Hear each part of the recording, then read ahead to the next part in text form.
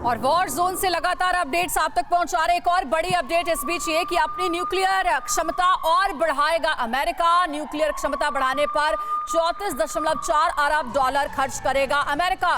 US defence department के 2023 के budget से इस बात का खुलासा हुआ है। न्यूक्लियर ट्रायड प्रोग्राम पर आगे बढ़ने को अमेरिका तैयार है। तो अब अमेरिका का कह रहा है कि न्यूक्लियर क्षेत्र में जो है और ज्यादा मजबूती लाने की जरूरत है और इसलिए बजट भी अब और ज्यादा बढ़ा दिया गया है। और इसी बड़ी खबर के बाद आपको डिटेल में आइए ये भी समझा देते हैं कि आखिर अमेरिका का न्यूक्लियर ट्रायड है क्या, इसकी विस्तार, इसकी डिटेल्स को जरा समझिए। अमेरिका का न्यूक्लियर ट्रायड 3 स्तर पर न्यूक्लियर क्षमता बढ़ाने की अमेरिका की ये स्ट्रेटजी है जिसके साथ वो आगे बढ़ेगा और साथ ही इंटरकॉन्टिनेंटल बैलिस्टिक मिसाइल यानी कि ICBM की संख्या भी बढ़ाने की तैयारी में अमेरिका है, जिसके लिए बजट में भी इजाफा कर रहा है।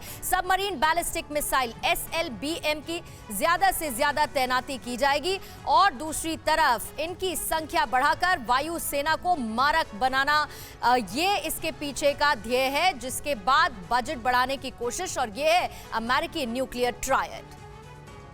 बिल्कुल, तो किस तरह की देखिए तैयारियां की जा रही हैं और ऐसा लग रहा है कि तमाम मुल्कों में होड़ मच गई है ज्यादा से ज्यादा हथियार इकट्ठा करने की। आइए देखते हैं अमेरिका को न्यूक्लियर ट्रायड की जरूरत क्यों पड़ी और उसकी चिंता है क्या, जिसके बाद ये तैयारियां की जा रही हैं। दरअसल चीन और रूस की चुनौतियों को देखते हुए अमेरिका तैयार होना चाहता है। अमेरिका की चिंता यह है कि रूस के पास उसके मुकाबले ज्यादा न्यूक्लियर वॉर हेड्स मौजूद हैं, 6257 जिनकी संख्या है। वहीं चीन के पास 350 न्यूक्लियर वॉर हेड हैं, लेकिन रूस से उसके गठजोड़ से अमेरिका ज्यादा चिंतित नजर आ रहा है और उसकी चिंता बढ़ी हुई है। अमेरिका के पास इस वक्त 5550 न्यूक्लियर वॉरहेड होने के आसार हैं। क्या विशंबर दयाल साहब, अमेरिका जो चाहता था वही हो रहा है क्या? ये अमेरिका के लिए क्या विन विन सिचुएशन नहीं है कि दुनिया के एक हिस्से में जंग छिड़ी हुई है, रूस ने यूक्रेन पर अटैक बोला हुआ है, बाकी वेस्टर्न कंट्रीज डरे हुए हैं, ज्यादा से ज्यादा हथियार इकट्ठा करने की होड़ मची हुई? इसमें कोई शक की बात नहीं है कि जो यूनाइटेड स्टेट्स है उसकी जो स्ट्रैटेजी है, जो पॉलिसी है, पूरी की पूरी विन विन सिचुएशन में है। क्योंकि आफ्टर जो इवैक्यूएशन था आपका अफगानिस्तान से, उससे काफ़ी डिमोरलाइज था।